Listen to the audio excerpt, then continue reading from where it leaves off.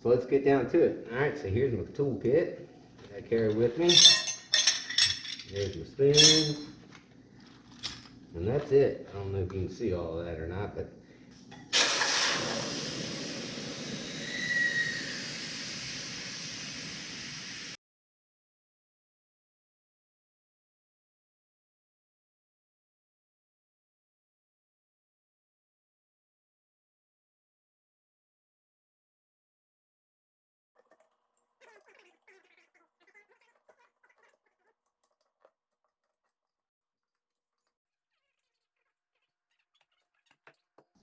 alright, I'm going to get this old tire out of the way. We're going to get our new tire and put it on.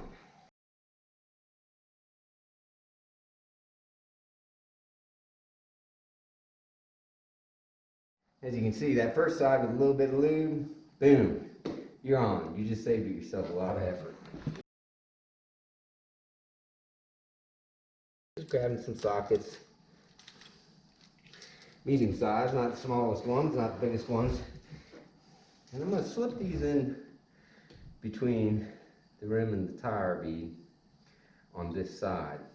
What that's going to do is force that bead down closer to the drop so that as I'm levering the tire on, this side can move into that drop versus being hung up on this bead like it is right now.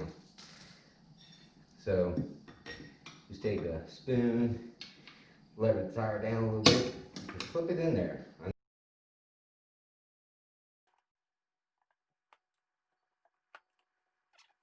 There we go.